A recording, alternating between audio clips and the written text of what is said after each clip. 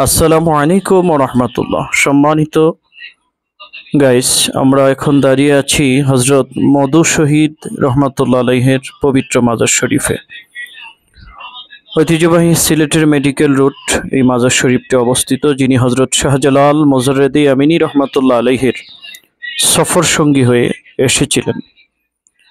বড় আশ্চর্য কারামত হচ্ছে এই, তিনার দেহ মোবারকটা এখানে অবস্থিত হযরত মধু শহীদ রহমাতুল্লাহ আলাই নামে এখানে রয়েছে, আর তিনার মাতা মোবারকটা